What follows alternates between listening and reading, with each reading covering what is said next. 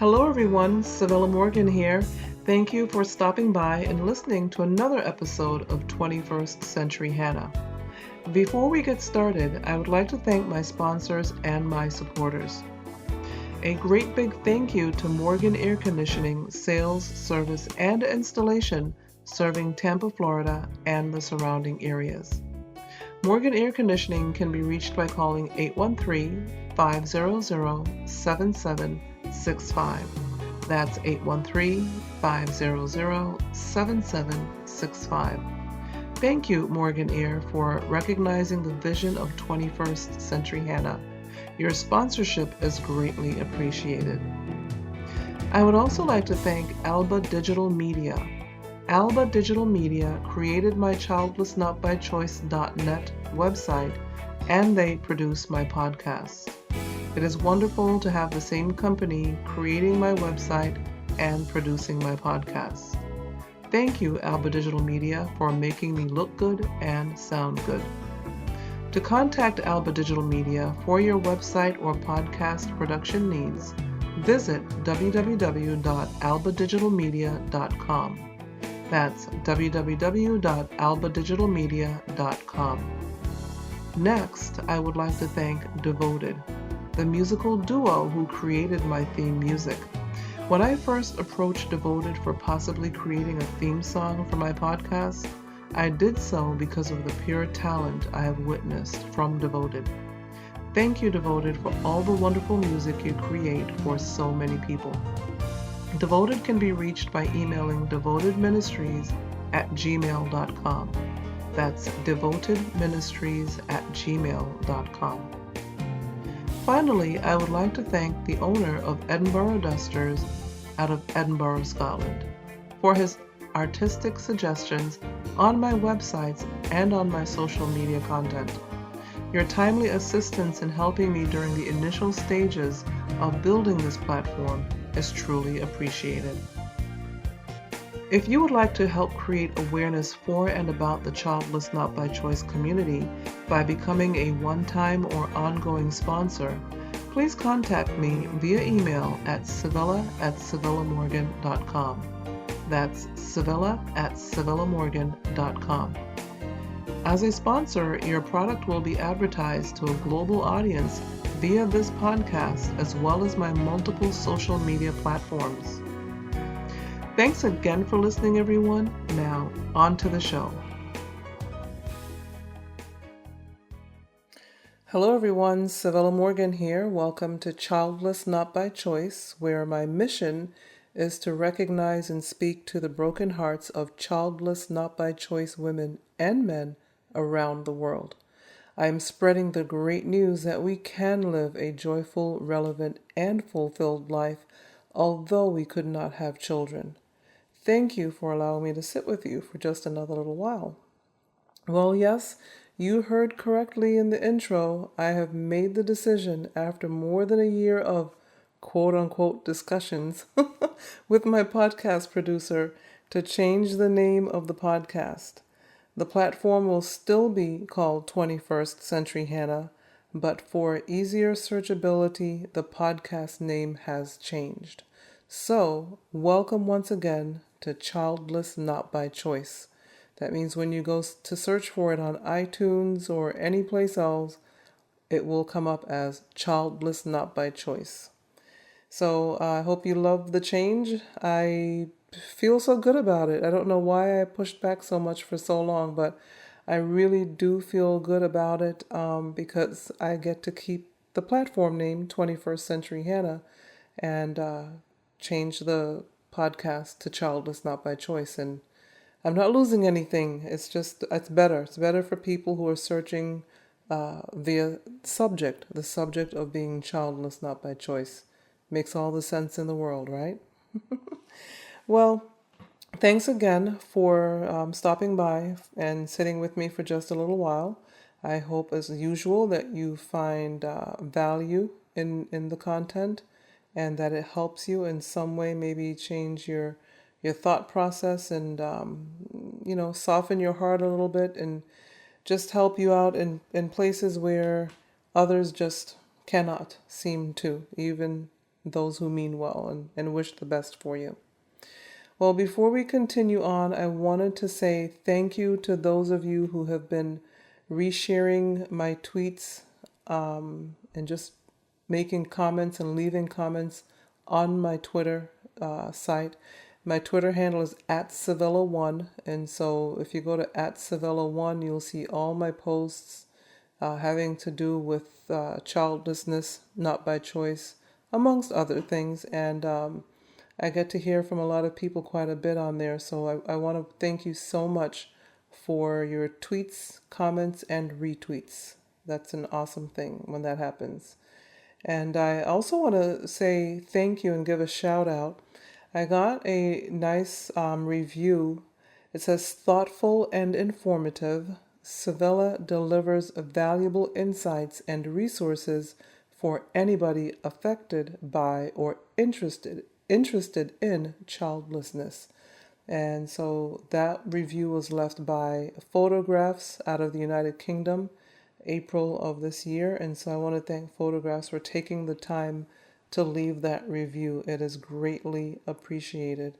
And if you would like to leave a review, please feel free to do so.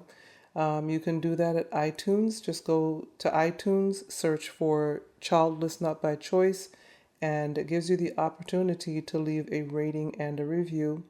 You may also do that on my website. It's probably easier. But either way is fine because ratings and reviews in iTunes is very, very cool. But if you want, you can also go to my website, www.childlessnotbychoice.net, childlessnotbychoice.net, and click on the Speak Pipe tab to your right and leave a message of up to 90 seconds.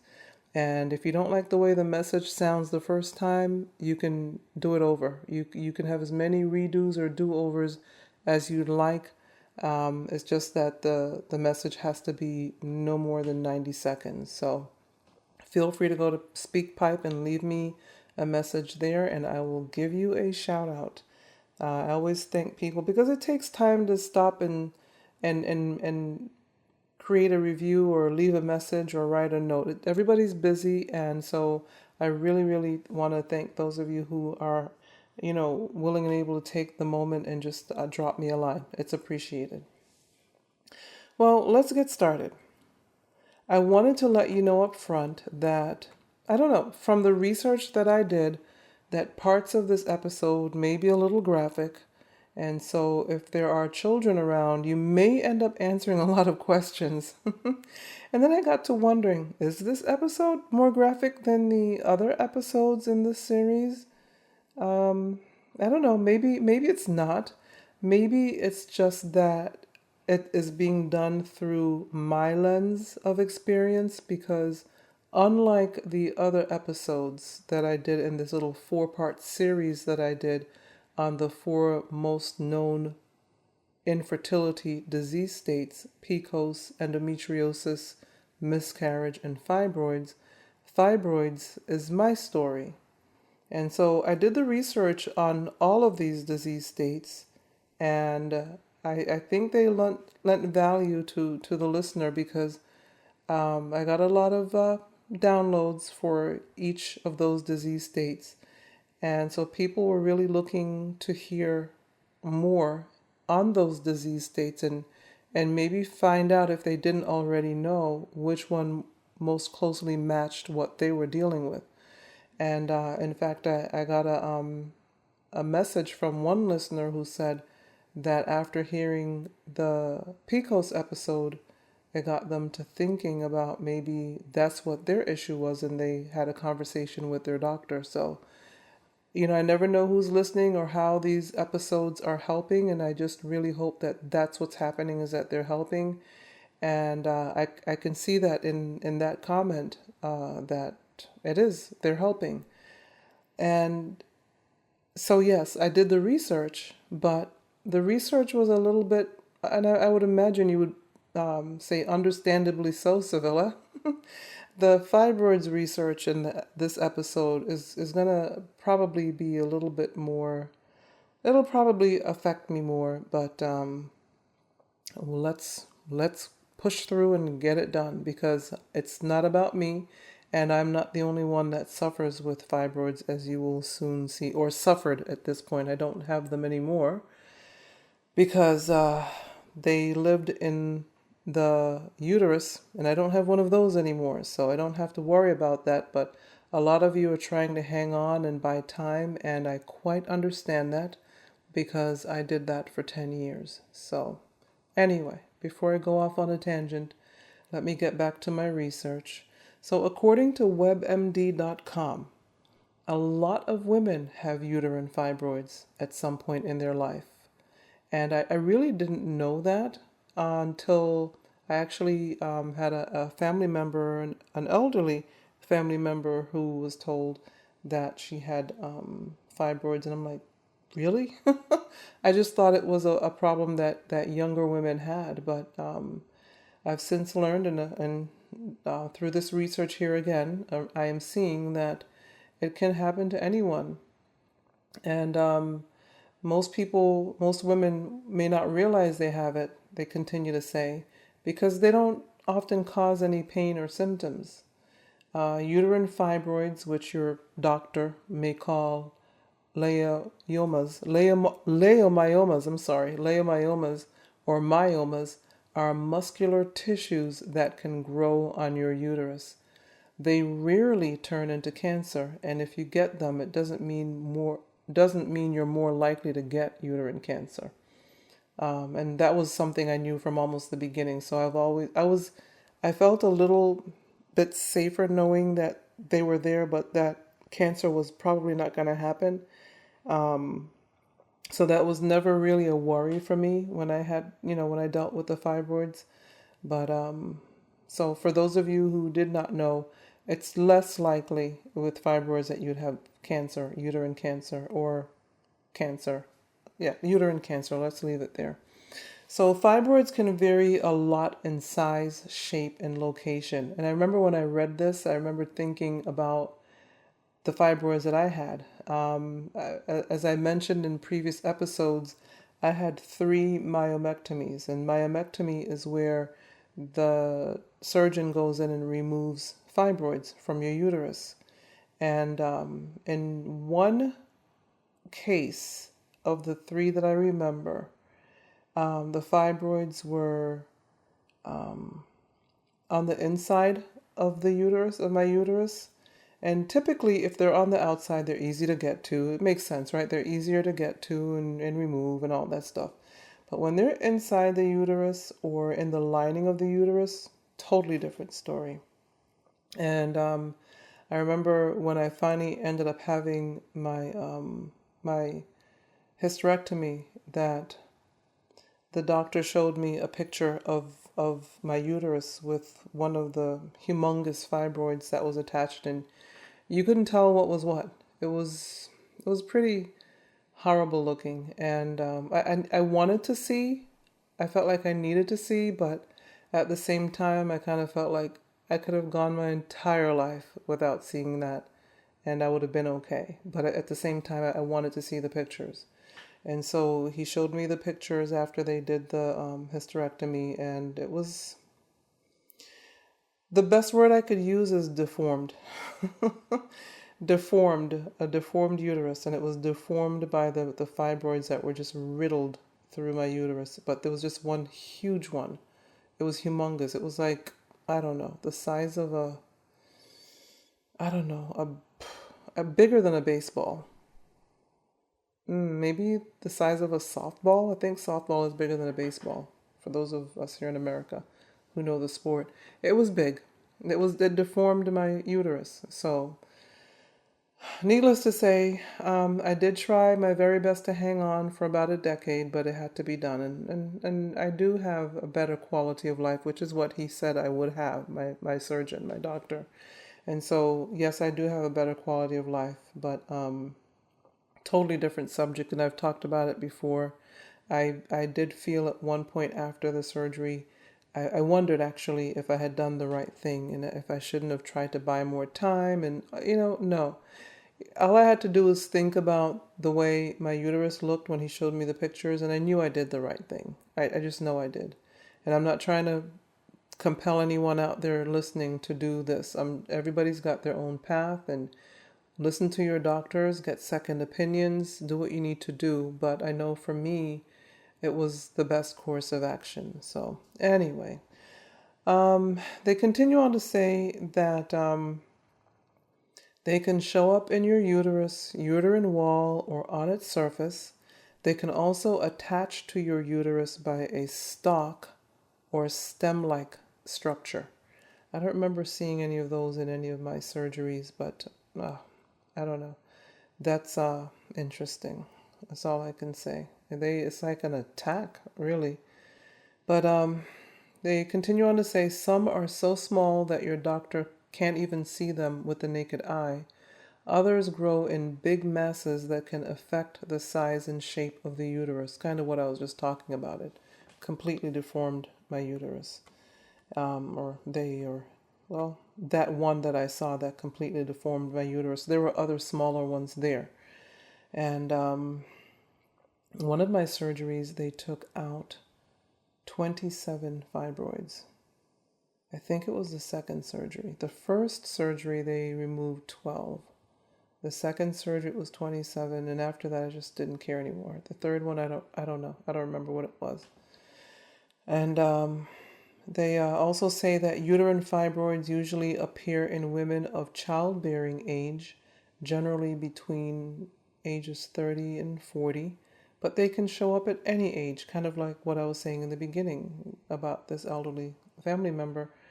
They can show up at any age. Just that really amazed me. If I had to say, this was as in the other episodes that I did in this series where some things were a surprise to me, this one was a surprise to me that they could show up at any age. And this I knew. They are also more common in African American women, or I say black women, more common in black women than in white women, and tend to show up earlier and grow quicker in black women as well. And nobody knows why. Doctors don't know why that is. Then I switched over to the Health Remedies journal. And remember, I'll put the links to both of these sites in the show notes so that you can do some more digging and more research on your own. But yeah, I went over to Health Remedies journal, their website, and they say that fibroids are the causes, symptoms, and treatments. Fibroids are non-cancerous benign tumors that grow from the muscle layers of the uterus or the womb. They are also known as uterine fibroids, or there's that word again, leiomyomas or myomas. Fibroids are growths of smooth muscle and can vary from the size of a bean to as large as a melon. Fibroids are lumps that can grow on the inside, outside, or the wall of the uterus. And then they go on to give some symptoms, and I'll give you some of the symptoms here.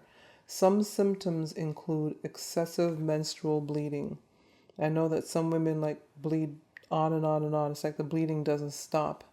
And that happened to me off and on throughout my 10 years. Not every month, but off and on it would happen, where my period would just go on forever. And so excessive menstrual bleeding is what they're talking about there. Longer than usual menstruation. Over time, abnormally excessive bleeding may also lead to other potentially serious side effects. As in the case for me, it was low iron. My iron was low all the time. I lived on ferrous sulfate, on the highest dose, highest over-the-counter dose. And at times even it was dangerously low. But somehow, it's amazing. The body is amazing. Somehow my body just got acclimated to the low iron. And, my doctor would always ask me, how do you function? How do you function with such low iron? And, he was always on me to make sure I was taking my iron medication.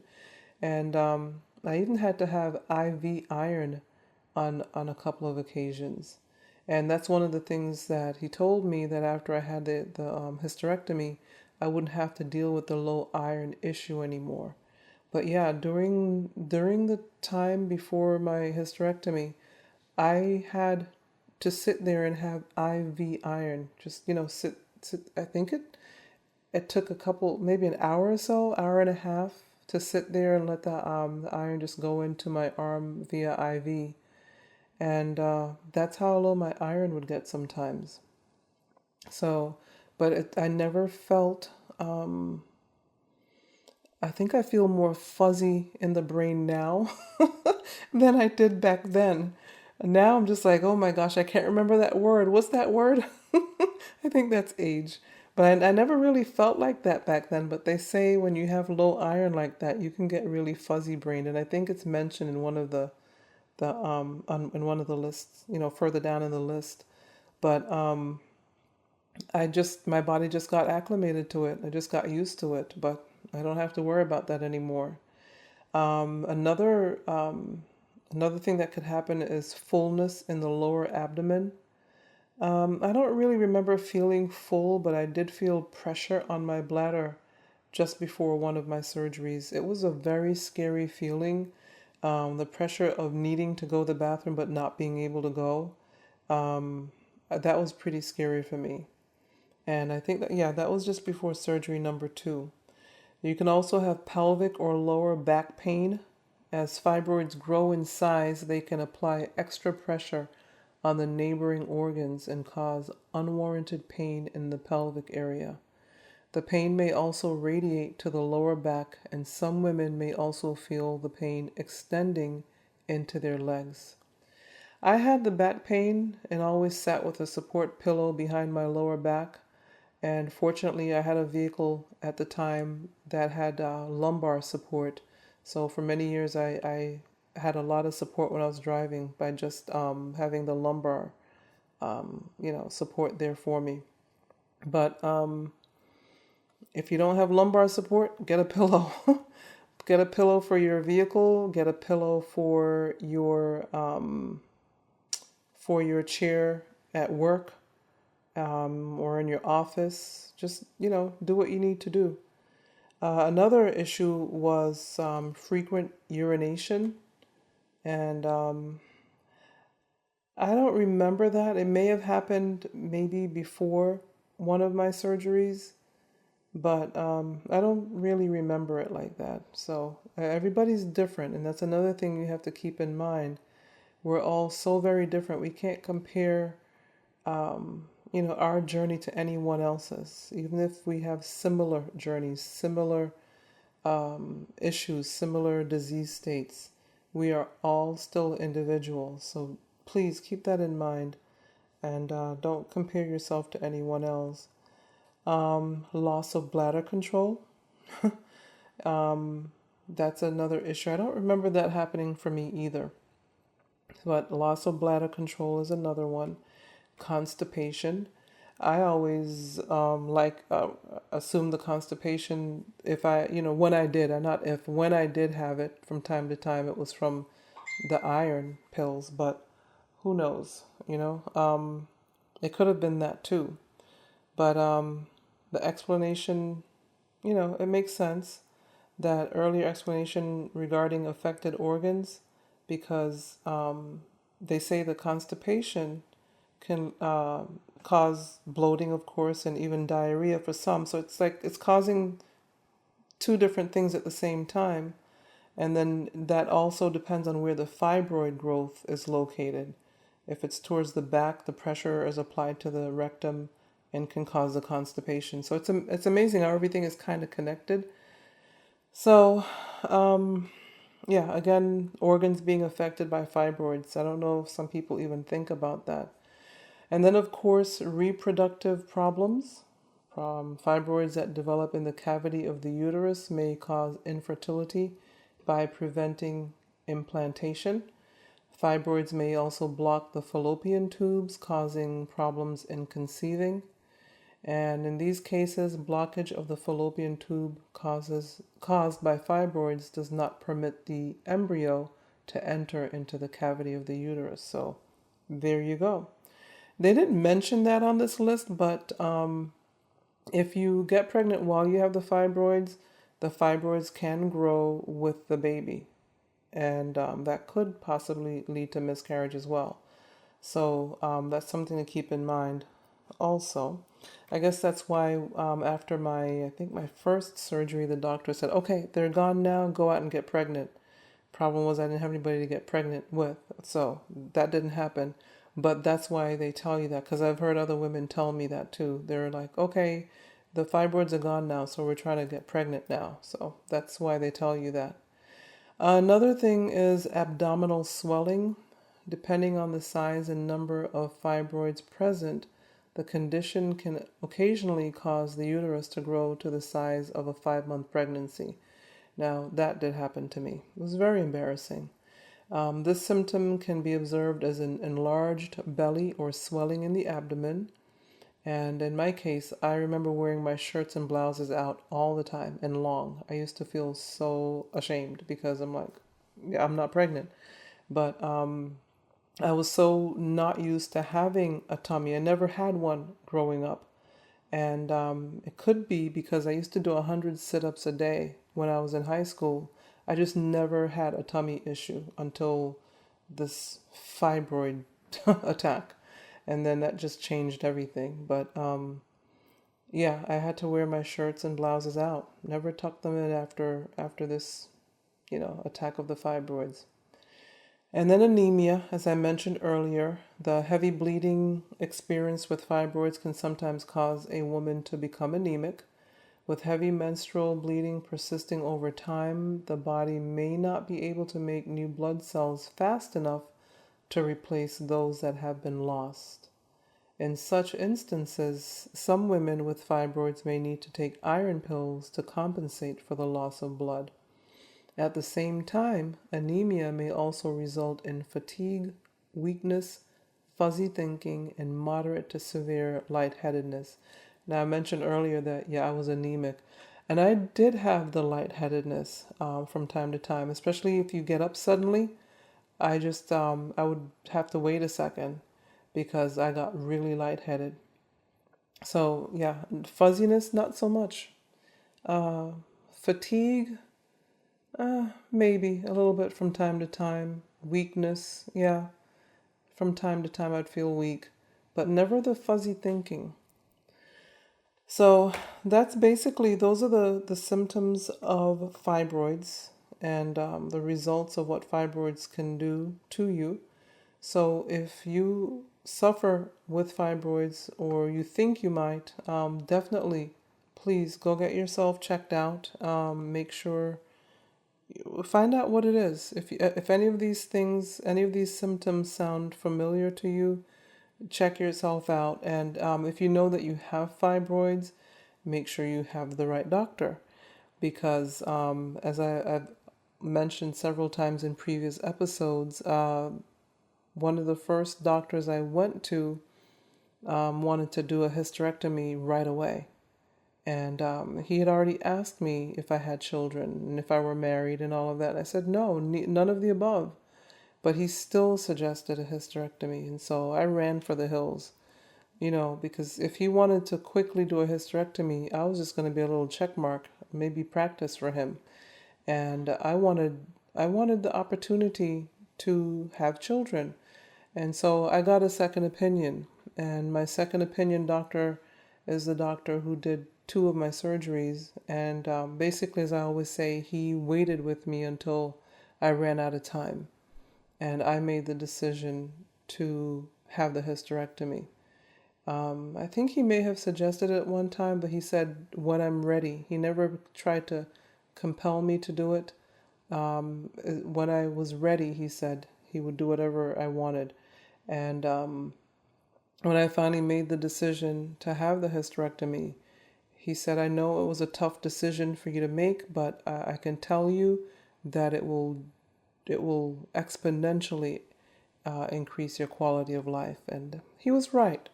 I didn't feel good about it because with the hysterectomy, all of my dreams of possibly having a baby were gone. It was finality, if that's a word, at after the, making the decision to have the hysterectomy. It was like putting a period at the end of a sentence. It was final. And so he was very, very kind doctor. And he was right. My quality of life has increased. I don't have those monthly fears of accidents that were happening up until the very last moment. Every month was an accident, or at least one. And I don't have to deal with that anymore. I don't have to deal with the embarrassment and the fear and planning that I had to put in. And those, some of you may know what I'm talking about. You have to plan your trips and plan your life around your period when you have fibroids, and they basically run your life.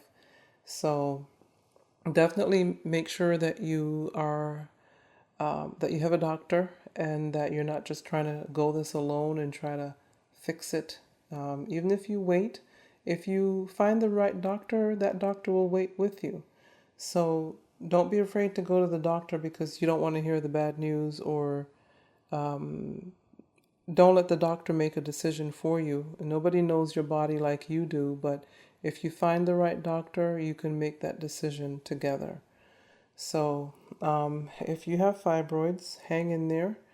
Um, I can't tell you what to do. I will not tell you what to do. I can only tell you about my experiences, and I can definitely tell you that I understand and know how you feel because I've been there, done that. My journey was a 10-year journey of dealing with these things, and I don't know if they'll ever find a cure or find out what the reason is for them. But either way, for you, in the meantime, do the best you can with where you are with the right doctor, and do your research. I did a lot of research when I was dealing with the fibroids.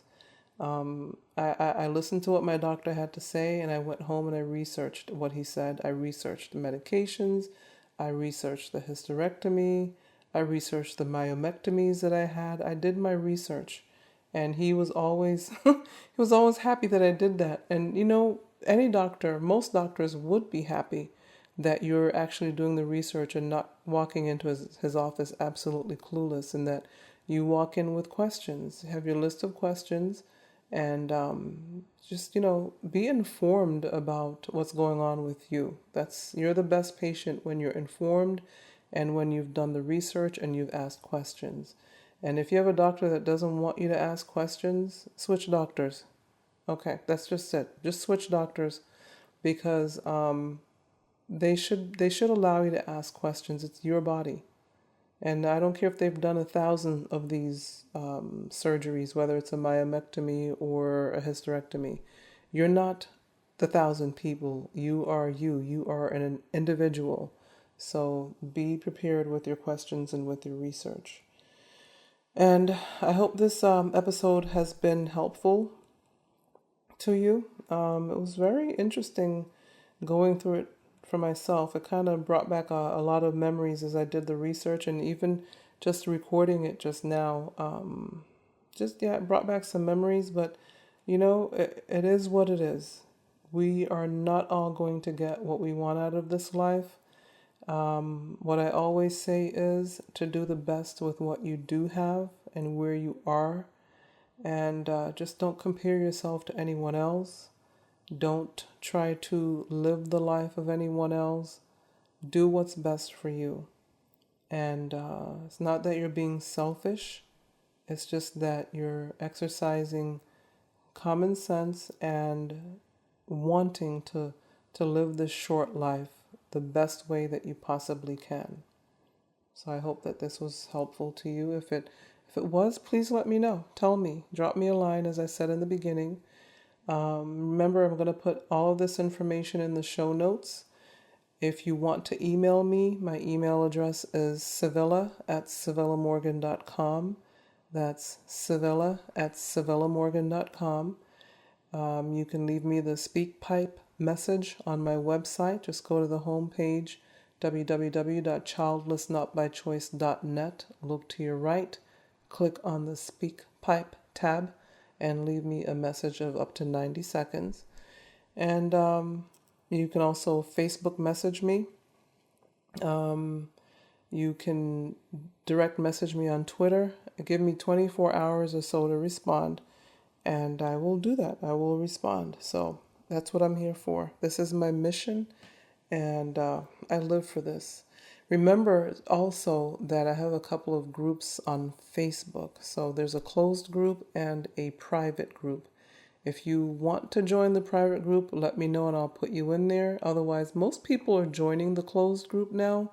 And honestly, I've been thinking about closing the private group and merging it. And I've already asked the people in the private group how they felt.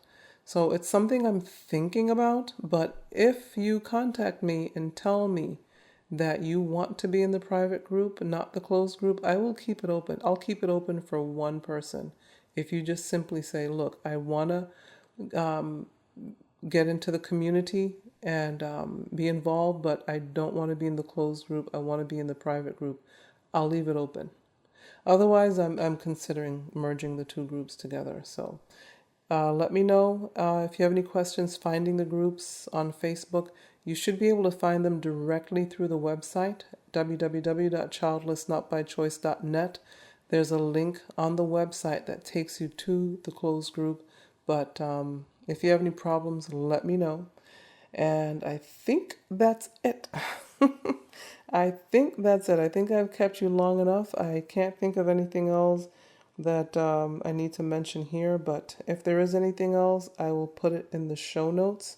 Remember also, how could I forget this? Oh my goodness.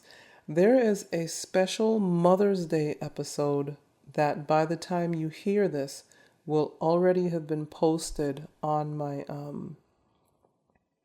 I think, yeah, by the time you hear this, it should already be there. It's going to be directly on the website. I'm not adding it into the podcast here on the podcast channel into the RSS feed. I'm putting it directly to the website. So if you want to hear my special Mother's Day episode, you will have to go to the website to hear it, www.childlessnotbychoice.net. And I hope you enjoy it. I hope it brings value. Definitely let me know what you think about that. And going forward, I will be putting special bonus episodes on the website. And of course, I also have the blog on the childlessnotbychoice.net website now as well. As you know, I have the CivillaMorgan.com website where I have tons of other blogs because I write on so many other subjects. But I recently started blogging on the subject of childless not by choice. And that blog is on the .net site. So go to the site, check it out. There's always something new going on. It's always being updated. It's not a stagnant site at all. I'm always keeping it fresh. And so just check it out. Go visit, hang out a while. And of course, always let me know what you think, okay? Well, thanks again for listening and have a great one. Talk to you soon. Bye.